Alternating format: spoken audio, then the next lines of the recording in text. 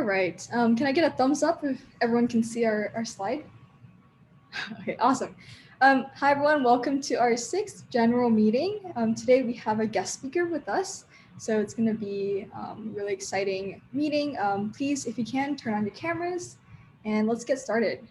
Okay, and to give Dr. Toker and our new members an overview of HAND, we are high-tech and neurological disorders, and we work to increase awareness and education of neurological diseases, including movement disorders such as Parkinson's.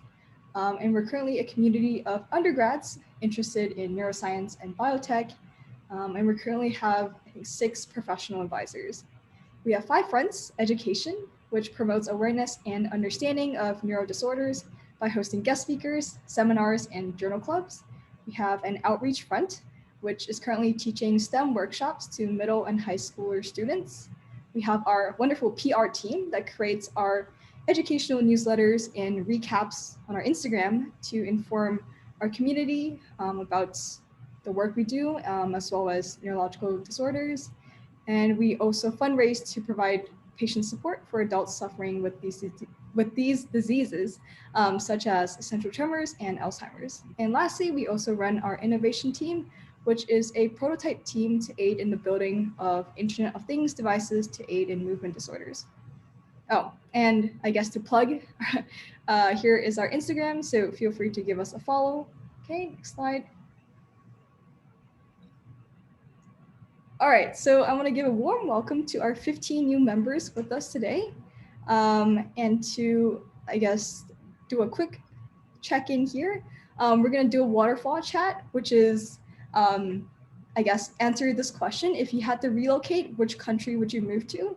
And I'll do a countdown and we can all send our responses at the same time. Okay, so you guys can take like 10 seconds and choose, and then I'll do a 5-second countdown. But yeah, the question is, and this is courtesy of Sasha, but if you had to relocate, which country would you move to? Okay, and if you have your responses, we'll do a countdown and you can send them in. So 5, 4, 3, 2, 1. Okay. Wow, we're just moving everywhere. I see a lot of New Zealand, Finland, Canada, Iceland, interesting, Sweden, more Canada, UK, Japan. All right, so just outwards. Very nice. Okay, and now I'll pass it on over to Artie to introduce our guest speaker today. Hey everyone, we're really excited to have Dr. Toker with us today. He is a neuroscientist here at UCLA, and he works with the Monty Lab. And he's also really popular on TikTok and Instagram, so he does a really great job of producing content for neuroscientists all over the world. He did his undergraduate at Princeton. He did his graduate school at UC Berkeley, just a little bit north of us, and is currently at UCLA. So now I'm going to turn it over to Dr. Toker to continue to introduce himself and start us off on his presentation. So yeah, thank you for the introduction. So yeah, I'm Daniel.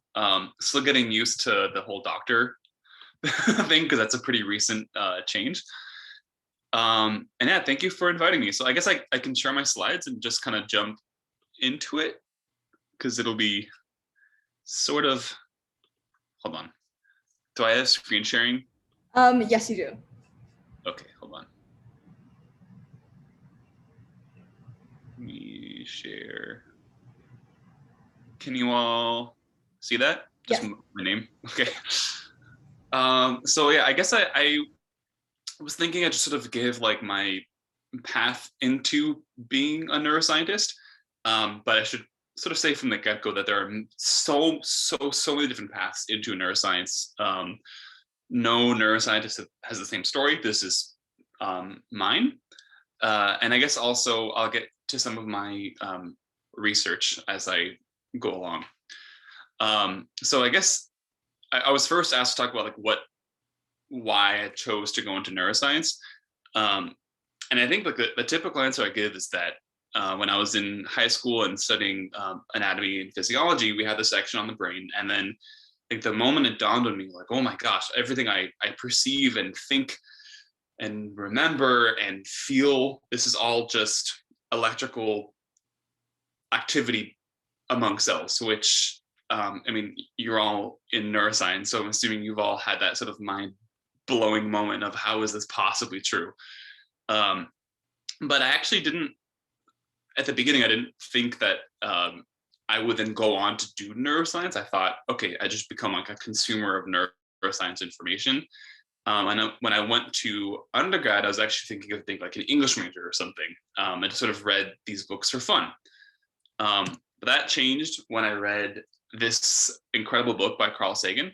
I'm sure a lot of you have seen his old content or read some of the stuff, but he had this really beautiful way of talking about the scientific process itself.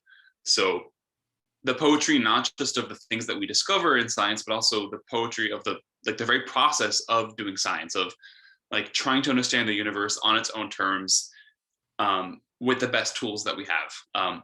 And there's so many quotes I could have chosen from. I just put two over here that are applicable and beautiful.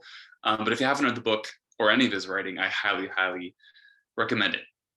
So this was summer after my freshman year in college. And I was like, okay, how does one become a scientist?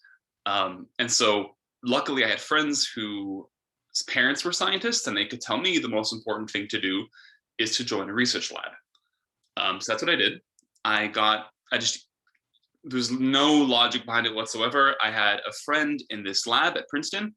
This was the computational memory lab. And just on that basis alone, I emailed the advisor, head of the lab, Ken Norman, this guy here, just said, okay, can I join your lab? And he said, sure. So, I think you can tell that a lot of these people are photoshopped in, but this was some of the wonderful team of humans I was working with. But the very first person I worked with was this brilliant human, Anna Shapiro, who was a grad student then and is now a professor at the University of Pennsylvania, which is all just mind-blowing.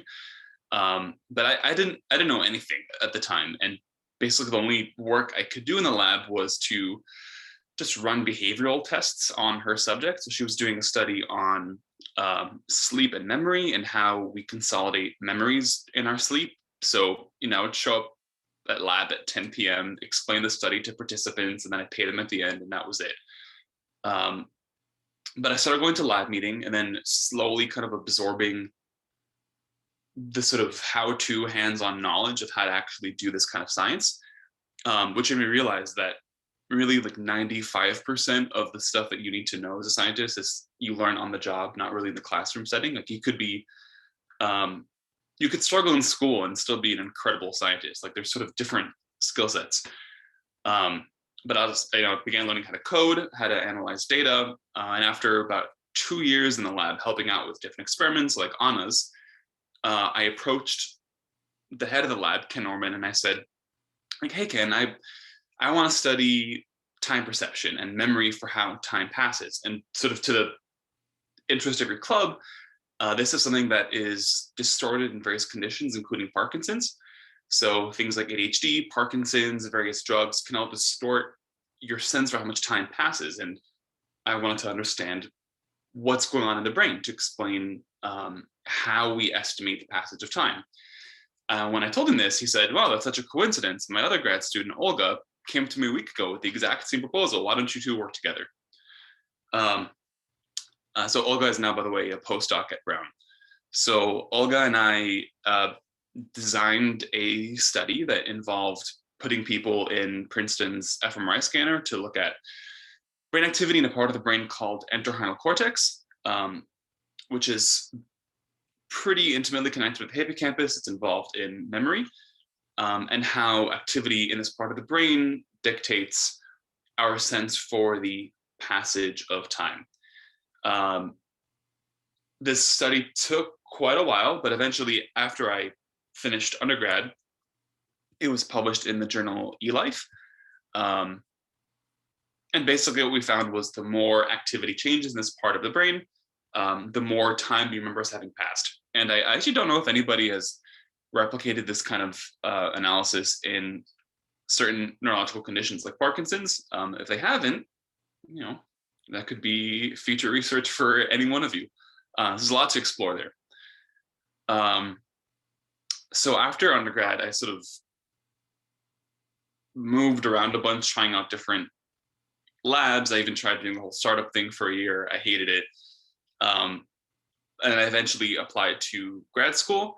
And I ended up choosing Berkeley. I don't know if you guys have seen this, but this is like some Berkeley students designed the entire campus on Minecraft this year so that incoming students could tour it. So this is called Blockley. But really, I only chose it because my friends were going there and I had a lot of friends in the area. So this is probably bad advice, but I chose where I thought I would be happy and not necessarily where I thought there was a good research lab, because in retrospect, when you're going into grad school, I think most people don't really know what they're going to end up being interested in studying. So most science programs in general, and neuroscience in particular, you do rotations in different labs in your first year. So my first year at UC Berkeley, I did rotations with these 3 professors who all have very different expertise, which I think is useful because it gives you different perspectives on things. So the top right, this is Mark Esposito, who ended up being my advisor. He's an MD originally, and he's an expert in fMRI, prefrontal cortex, working memory, but also brain networks, which is what I was interested in studying. This guy down here, Bob Knight, he's sometimes called the grandfather of EEG. He's really big on EEG research. In recent years, he's moved on to ECOG, which I'll get in a few slides into more what that is if you haven't encountered this before. It's basically EEG inside the brain. And he researches quite a lot of things, but a lot of perception related stuff. And then up here on the top left is Fritz Sommer, who is a physicist by training, and he does theoretical neuroscience. So each of these, and I think this is a good advice that was given to me, and I think I would agree, is that you should use your first year of grad school to gain as many skills as you possibly can. So kind of unexpectedly, given that I didn't have a very strong background in math and physics, my very first paper ended up being with Fritz on the top left, and it was a pretty math-heavy sort of theoretical paper, which was this. And I won't go into too much detail because it is a little bit mathy, but it was basically on a method for measuring large-scale information flow in the brain, with the hopes of seeing how that's disrupted whenever we're unconscious. But I won't get into too much detail about this. So after that, I had to pick my next project. And I apologize, this is going to be a little bit more math, but I promise I will eventually tie this back to the brain. So do you all know about the butterfly effect? I'm seeing some nods. So basically, the butterfly effect is, in some systems, a tiny, tiny, tiny change can cause massive ripples in the system. So formally, that's what chaos is. And there is a whole mathematical theory to describe this. And, searching for different projects, and I sort of stumbled on this old literature from the 80s and 90s, looking at computation in various systems at what's called the edge of chaos. So the edge of chaos is when you're in a system that's on the border between having the butterfly effect and not having the butterfly effect. So without getting into too much detail, there's this mathematical measure down here on the x-axis called the Lyapunov exponent. If it's positive, that means you have the butterfly effect at play, meaning a small change to the system will get amplified. If it's negative, that means any change to the system will be ignored. But when it's 0, that means you're sort of right on this critical boundary. And a lot of systems, they can compute the most information when they're at this boundary, which is sort of what you see here. Without getting too much detail, this is just a measure on the y-axis of information flow in the system. And you can see this really beautiful peak right at that boundary, and it goes down. So I was thinking, well, we know that the brain is processing a lot more information whenever it's awake and whenever we're unconscious for various reasons, be it sleep, coma, anesthesia, or seizures. information processing is disrupted, and we don't really know why. So I thought, well, maybe unconsciousness means that we're sort of dipping away from its critical edge. So just to sort of illustrate this hypothesis, this is not quite published yet, but the idea was, okay, maybe when the brain is awake and conscious, you're sort of at this boundary between butterfly effect and no butterfly effect, and that's when you have the most information flowing. That's when you're awake. And if you dip to either side, where either it becomes super unstable or it's too stable, you lose information flow and you lose consciousness. And I wasn't the first person to think of this. So I did some more digging, and turns out neuroscientists have been asking this question since the 80s. But they basically gave up in the late 90s because the mathematical tools just weren't there to test this hypothesis. So basically no one in neuroscience had looked at, experimental neuroscience had looked at chaos theory for almost 3 decades. So I wanted to test this, but first I had to take another detour into math to figure out a method for testing this experimentally. Also, by the way, anybody can stop me along the way. I don't have all that much content, so I don't know if I can fill up a full 50 minutes. So please ask any questions if you have them as they come up. So basically that took me down another math detour, which led to a publication last year in Nature Communications Biology, which is basically describing all the stuff that mathematicians have found since the 90s for testing this kind of thing, which hadn't really made its way back into biology. So basically this paper was a demonstration to biologists like, hey, we gave up on this whole prospect in the 90s because we thought the math couldn't do it, but turns out mathematicians have figured it out since then, and their tools work, and here's a demonstration that it can work.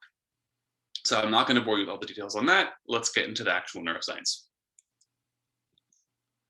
So I decided to apply these mathematical tools to different kinds of recordings of the brain's electric activity and different brain states. So I mentioned before that one of my advisors, Bob Knight, was sort of the expert on ECOG. So that's what this is here. So it's basically like you literally open up the skull and you put EEG electrodes on the brain itself. And typically the only reason you'd ever do this for a human is if they have drug-resistant epilepsy and you really have to perform surgery. And so basically the patients come into the hospital, they have their skulls opened up, and then the brain surgeon will put on these electrodes to monitor activity, which will then let them find the epileptic focus once a seizure hits. But in the meantime, while the patient is just sort of waiting at the hospital, neuroscientists often come in and we can give them tasks to do, and then you can see direct electric activity inside a human brain while they're doing these tasks. But for me, I wasn't really interested in any kind of behavior. I just wanted to see what happens in the brain when they passed out from anesthesia in surgery. So it was a pretty ideal situation because I had data from seizures where they lost consciousness, and I had data from anesthesia where they lost consciousness directly from inside a human brain. I also looked at brain recordings using magnetoencephalography, which is this thing here in the middle. So, electric waves are also magnetic waves. So that's picked up with these magnetoreceptors. And I use this to look at patients under the influence of LSD. So I wanted to look at a broad range of brain states.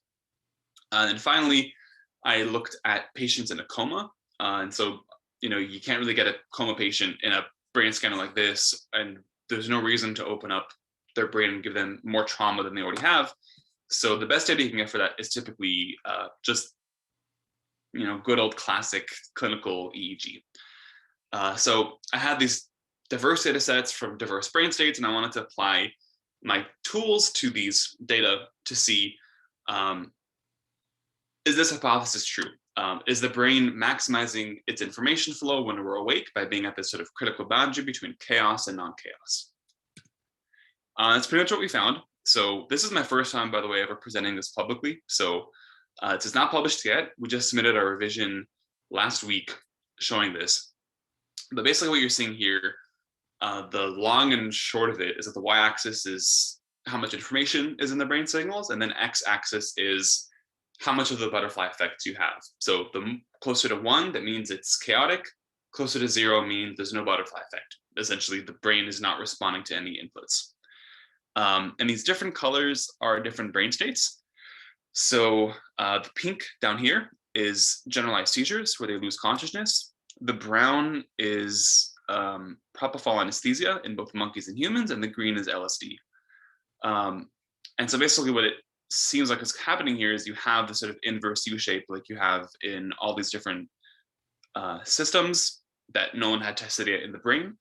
And it looks like during waking states, the activity is really information rich by being sort of in the middle. And then if you dip to either side, being too chaotic or too stable, that makes you lose information and lose consciousness. Does that make sense? I'm seeing some nods. Cool. I have a quick question. Yeah. How do you measure information exchange in the brain? Like, what is like the quantity of that? That's a good question. So there's actually no consensus on this. There are many tools from information theory that you could utilize. In this particular case, we used a measure called levels of complexity. And essentially what this is measuring is how compressible is a signal. So let's say you have a brain recording and you want to store it on your computer. The size of the file on your computer will tell you how much information is in the signal.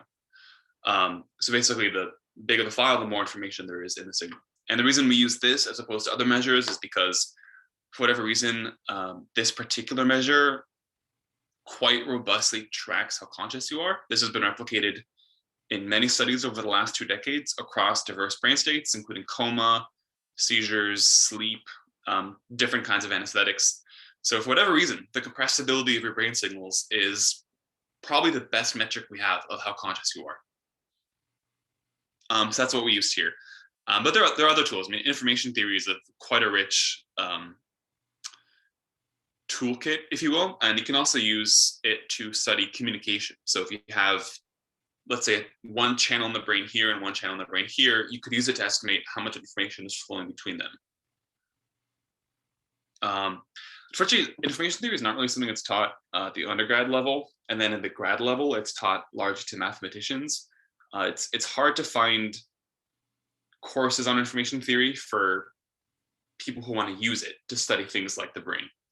But if any of you want to sort of beef up on your mathematical tools, I'd definitely recommend taking a bit of a dive into information theory, because I think a lot of neuroscientists think that that's sort of the future of theoretical neuroscience.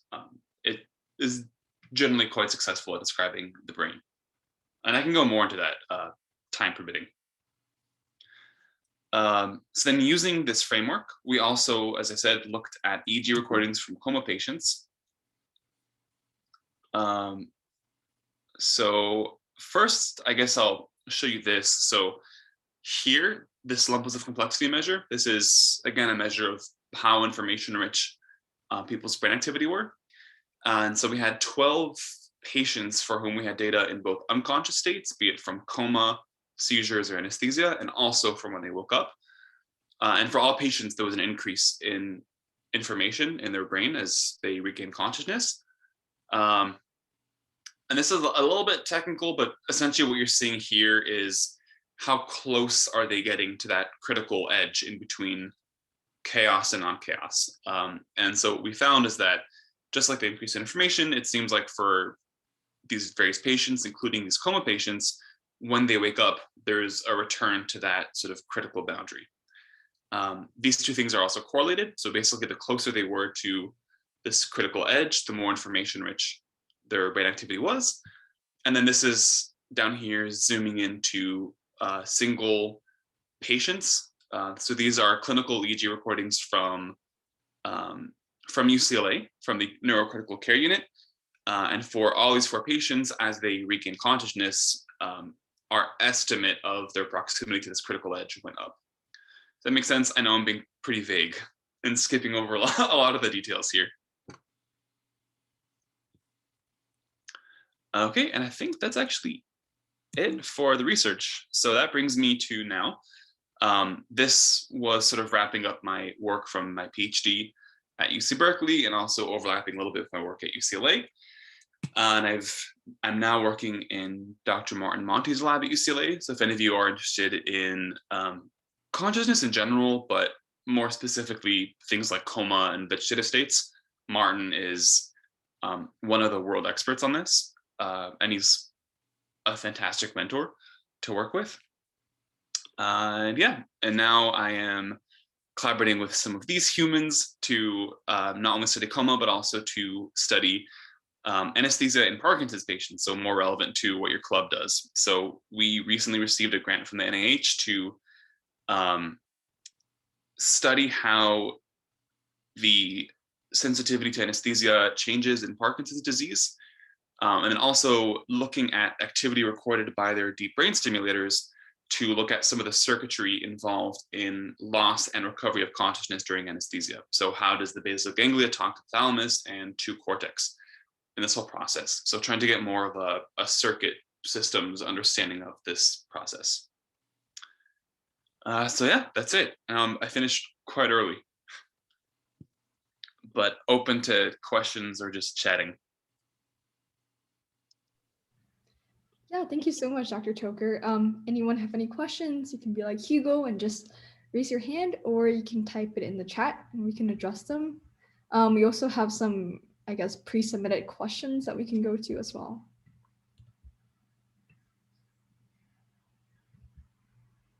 All right.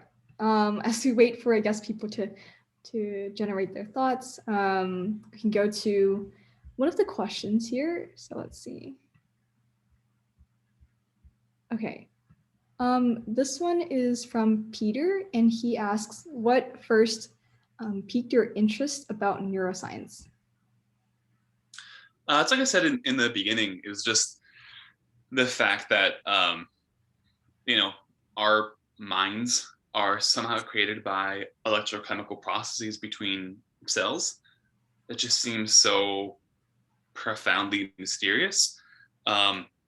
I think, obviously a lot of people are blown away by this mystery, but I also think that people sort of get lost in the mysteriousness of this. Philosophers have been talking about it for literally millennia, and a lot of neuroscientists are kind of shy about addressing this question head on.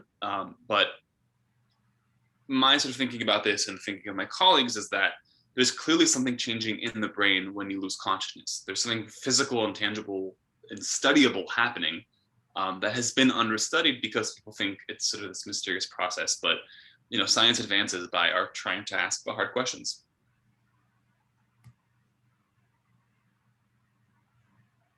I have a follow-up on that.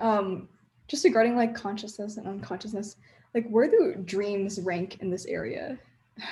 So that's a really good question. So interestingly, pretty much every metric people have looked at that seems to correlate with level of consciousness or whether or not people are awake, dreams look completely conscious. In fact, if I put an EEG on you, I would not know if you're awake or dreaming. It looks the same.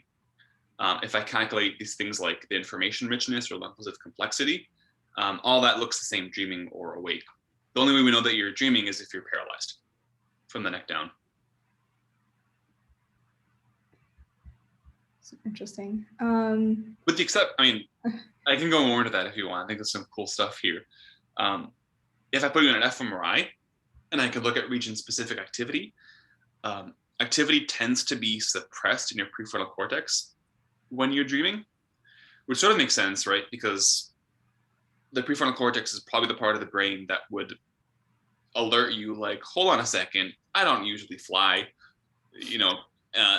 and there's evidence that when people lucid dream, so when they realize that they're dreaming, that the prefrontal cortex sort of comes back online. Wow. Yeah, that's super interesting. Definitely, I feel like more recently with like just being online, a lot of times, I just don't even realize I'm in a dream, and sometimes I just think it's normal Zoom school. It's not. So curious, I guess, to see the effects of us being so plugged in for like all day and how that's gonna affect us long term. Yeah, definitely. My dreams have just become as boring as my days lately. All right, here's a second question by Peter again. And he said, I saw on your blog that you use computer algorithms in your research. Has computer science always been a part of your work? And what is perhaps the coolest or most intriguing application of computer science in neuroscience that you have seen? Oh, that's a fantastic question. There's a lot to unpack there. So I approached computer science from neuroscience. And this was really the influence of the lab that I worked in as an undergrad. So, I mean, even as their name implies, they were the computational memory lab. So they were really big on computer simulations and data. And that's sort of what got me interested in that. But the reason I kind of ended up developing a number of algorithms in grad school was because I had all these theoretical ideas I wanted to test, and there were no tools yet to test them. I found something missing, you know, if that makes sense. Like someone needed to make this algorithm, so might as well be me. Is really the only thinking behind that. But computer science in general is enormously important in neuroscience and becoming more so. So, and the whole gamut of it. So machine learning is quite important. So neuroscience is becoming more and more about big data. And to mine those large data sets, you need machine learning tools. Also, there's a lot of crosstalk between artificial neural network research and neuroscience. So as a matter of historical fact, I think a lot of people don't know that artificial neural networks, which are sort of driving the current AI revolution, were developed originally by neuroscientists. And a lot of neuroscientists are still quite active in artificial neural network research. And those are just two examples among so many. So if you have skills in computer science, that definitely makes you quite marketable in neuroscience, just as a practical heads up. You mentioned a lot about like theoretical neuroscience. So like, what exactly does theoretical neuroscience like entail compared to like classic neuroscience? Maybe is it more the AI and like machine learning aspects? A lot of it is definitely. Yeah, I mean, I think theoretical neuroscience is as broad as neuroscience itself is. So a lot of it is developing things like AI or brain-inspired AI. There's also a lot of stuff with information theory. So one of the most successful ideas in theoretical neuroscience is what's called the efficient coding hypothesis. So just this idea that every neural system has evolved to maximize how much information it can process with as few resources as possible. And then choosing a simple idea, a lot of theorists have done some pretty amazing work just showing, okay, assuming this is true, we can prove mathematically what the sort of brain response needs to look like if this is true. And then they can look at the actual brain and say, like, look, the brain is actually doing what the math predicts. So that's just one example. What I was doing, for example, was developing tools to quantify information flow between different parts of the brain, which sort of falls under theoretical neuroscience. Yeah, there's a ton. I mean, neuroscience is such a new and open field that if you find a niche that no one's done in theoretical neuroscience or classic neuroscience, like you can develop it.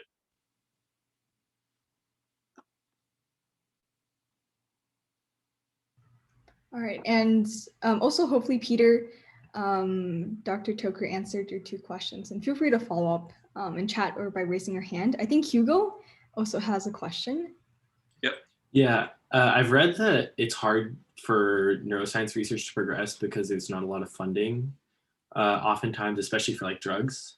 Did you find it that it's easier or harder to get NIH grants as a neuroscience person, or like what was your experience with that? Yeah, I mean, I think getting funding for research in general is difficult. I'd actually probably think that neuroscience has it better than a lot of other fields. But you know, you do have to kind of play it smart. So to get NIH funding, you have to convince the NIH that what you're doing is clinically important or might one day be clinically important. So for example, like I really like theoretical neuroscience and I could have kept going along that path. But as just a funding decision, I think I knew I would be better supported if I came to UCLA and did more clinical work. That was relevant to things I'm interested in. But yeah, it's definitely something to consider. Some subfields of neuroscience are better funded than others. Sort of as like a jumping off point from that question you just answered, I just want to ask, like, how do you see your work like in the clinic affecting, the more dry lab stuff? I know you touched on this a little bit during your presentation, but how do you see those two worlds sort of bridging across each other? Like the experimental and clinical? Yeah, exactly. Yeah, I mean, so the stuff that, from my personal research, the first immediate application would be to develop better biomarkers for patients who have disorders of consciousness. So some estimates have it at about 40% misdiagnosis rate for patients who are comatose or locked in or partially conscious or vegetative. It's really hard to tell where they lie on this, and it is really important to families because it really does determine whether or not life support is maintained. So the most immediate application is just to develop better tools for knowing, is this person conscious or not? Further down the line, the hope, and the Monty Lab at UCLA does work on this, is to develop treatments for some of these patients. So there's work right now on using non-invasive ultrasound stimulation to the thalamus to see if that improves recovery from coma. And that did sort of grow out of more basic research into the circuit mechanisms involved in, being awake or not. But that's just me personally. I think how that would look really just depends on what you end up researching. Sounds good. Thank you.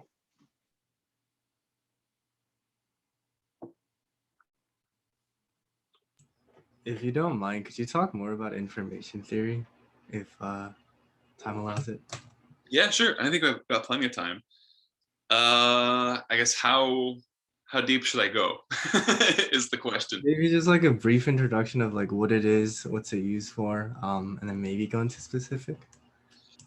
Yeah, so information theory, how do I dive into this? So it's basically a way of, I guess, quantifying communication. So I'm sure you've heard of like bits, like zeros and ones.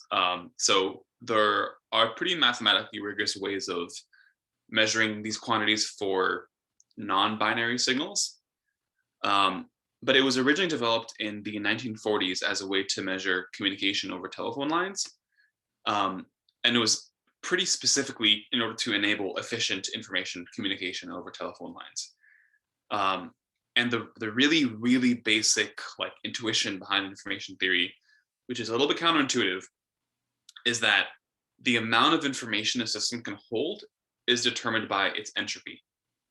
Now, we tend to think of entropy as disorder, but I think one example I often give is, imagine if the English language only consisted of the word cat, and you couldn't vary how you said it, and you couldn't vary the amount of time in between utterances of it. So basically, any communication would just be cat, cat, cat, cat, cat. That's a very predictable signal, so it'll have zero entropy. And because of that, it can't carry any information. But our language is highly unpredictable. There's a lot of variation, which means it's high in entropy, which means that our language can carry a lot of information. So the starting point of all of information theory is the realization that entropy is sort of a capacity for information. Something that's high entropy doesn't necessarily mean high information. High entropy doesn't mean high information, but it means a high capacity for carrying information. And then the rest of it is sort of looking at how deep do I want to go on this? So if I know one signal, does that reduce my uncertainty about another signal? So that tells me that there's shared information between them. If two signals are totally independent, knowing one tells me nothing about the other, meaning there's no information flow. And there's pretty good mathematical ways of doing this using probability distributions, but I don't really want to go into too much more detail than that. I wish I could recommend an online course or something, but I haven't found any good introduction to information theory. Everything just sort of starts at the deep end. But it's worth looking into, because I think it's really important for neuroscience, because we think basically what neurons do is carry information, and so we need to, I think, quantify this mathematically. And there's a good framework that exists already for doing that.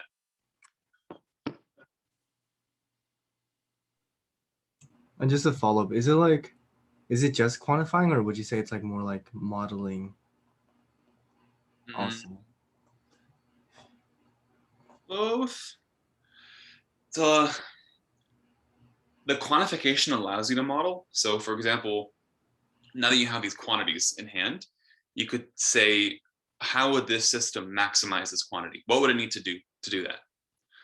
So for example, that's kind of what the approach that I took with this sort of boundary between chaos and non-chaos. So we know that being at this boundary maximizes a lot of these quantities. So we can model that and then go out and test that. I don't know if that answered your question or just kind of evaded it.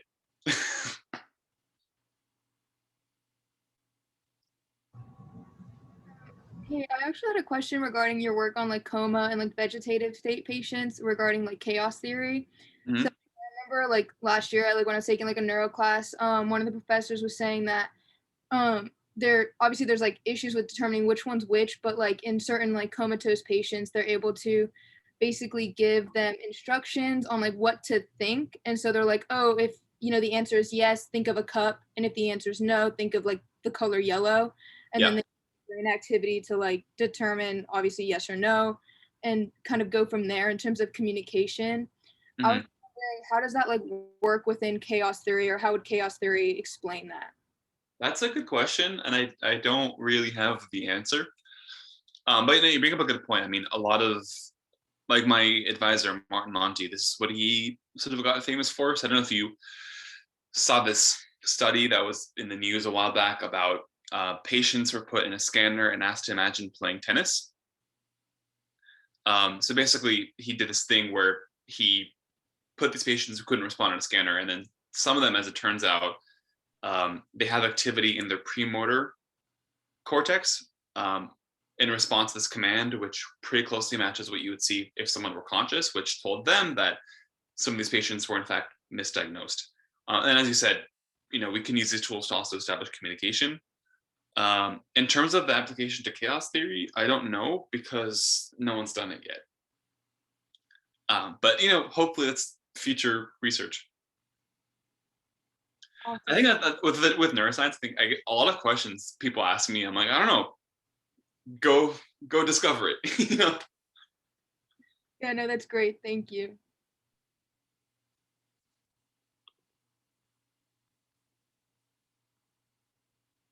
Okay, anything else? So I'm sort of curious about this club. Are you largely like pre-med or wanting to go into more basic neuroscience or engineering? I think, yeah, we're there's a lot of interest going on here. I would say majority probably pre-med, and then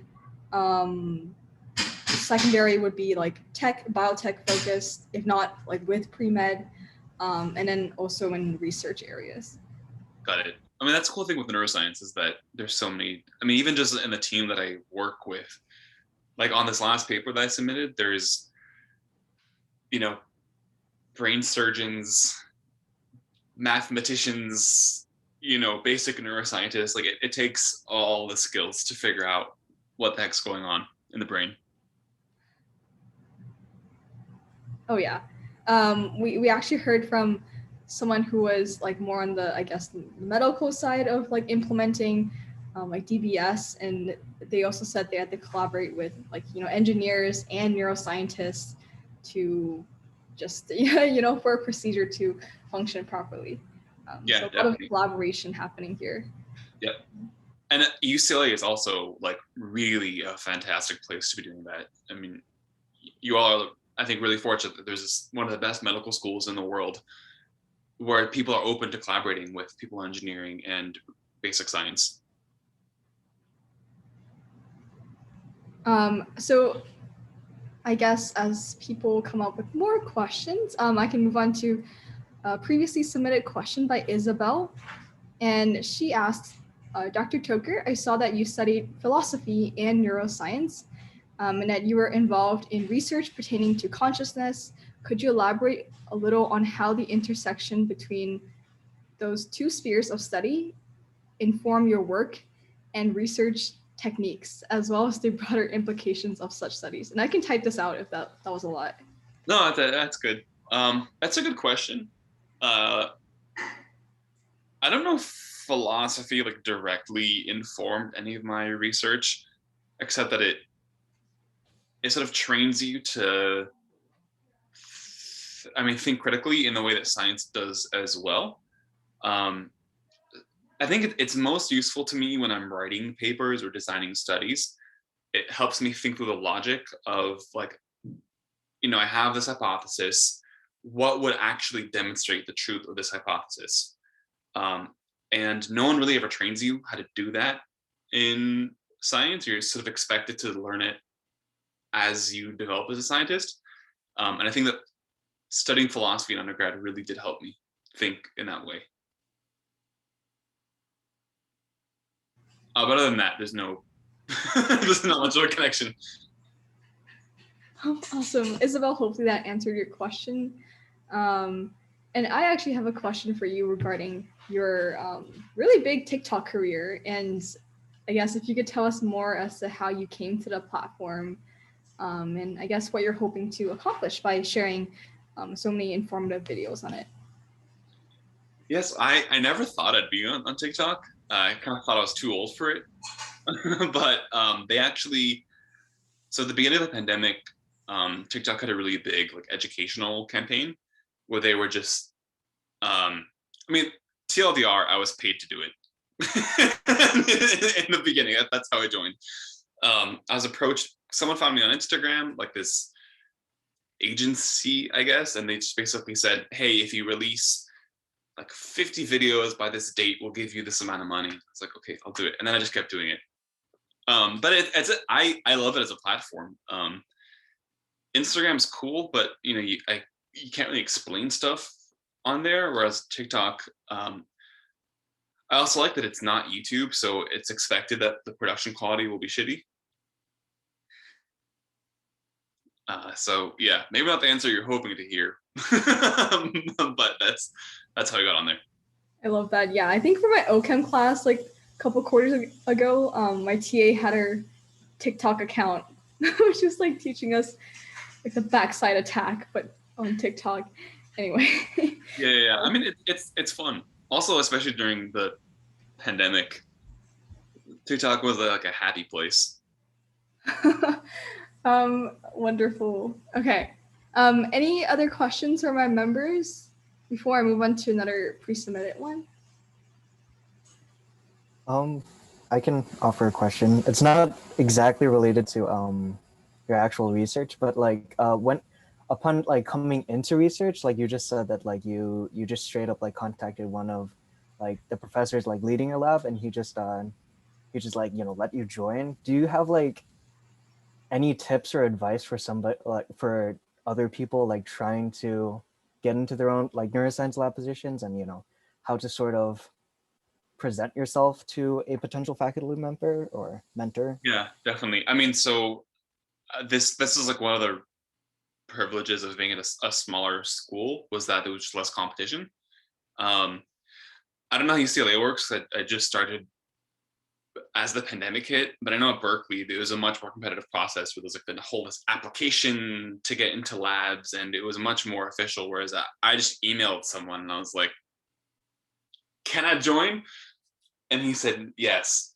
But having been on the receiving end of those kinds of emails at Berkeley, I think the best advice I could give is so one mistake I saw a lot of students make. It's not only a mistake, but there's a lot of like, I first became passionate about the brain when I was 10 years old, and then there's this long biography. And if you realize how many emails researchers get like this, and so the shorter and more succinct it is, I think the better. Definitely put your best foot forward. No one's expecting you to, have published papers or be like a Nobel Prize winner or anything. Yeah, and just email a lot. So, for example, when I finished undergrad, I was looking for a research position, and I was just emailing everyone. And it's hard because researchers are always strapped for funding, and it's really just a numbers game ultimately. So, one of the research jobs I ended up getting after college, I landed it because the lab manager happened to like quit days before I sent that email, and they hadn't even like announced this position publicly yet. And so I got there at the right time. But this was after like 30 professors said, sorry, no funding, or sorry, no positions, or sorry, don't quite fit in my lab. So yeah, I guess keep it succinct and just keep blasting out emails is my only advice. Gotcha. Thank you, Doc. Yeah, for sure. I think even at UCLA, it's just all about cold emailing, honestly. Unless, you're on campus and you just pop in. Granted, I've never done that, but some people say they do that. That takes guts. Yeah. But you could also take a more personal route. So actually at Berkeley, I myself only ended up taking on one RA, and she was my student in class. She just showed up at office hours and was like, hey, I saw that you do both theoretical and experimental neuroscience. I do math and neuroscience. Like, can you tell me more about what that is? She also was like a really, really good student. So I knew from that setting that she was really capable. But yeah, she didn't do any emailing. She didn't do any applications. She just like came to my office hours and talked to me. So definitely connect with professors as much as you can. Awesome. And as we're wrapping up here in the last 5 minutes, I guess I have a more general question as to like what advice would you offer to us aspiring undergraduates, either pursuing a tech career, research, or medical, or all of them. I guess any insights you want to leave us? I would definitely emphasize, this advice holds for everyone but the pre-meds. Don't sweat the grades too much. If you're pre-med, sweat the grades. If you're going into research or tech, hands-on experience matters so much more than a GPA. In fact, like I know a neuroscientist who I don't even think he took much STEM at all as an undergrad. He was a lawyer and decided he was sick of law. Somehow landed an RA position at a neuroscience lab, and then use that to get into like the top programs in neuroscience. So really what they care about is that you've worked in a lab, you have the experience, you have a letter of recommendation from a professor, and then that the most ideal case is if you have your name on a published paper. If you have that, you're in. Like nothing else matters pretty much. If you want to go to med school, that's a different story. Like you need the grades for that. But yeah, I guess, and I think related to that also is being good at STEM courses in undergrad. I should say this to the inverse. Struggling in STEM courses as an undergrad does not mean you're going to struggle as a scientist. I think those tap into different skills. There's a lot more creativity in being a scientist. There's a lot more learning on the job. Not every amazing scientist was a good student. It really takes like critical thinking, creativity, and just sticking with it.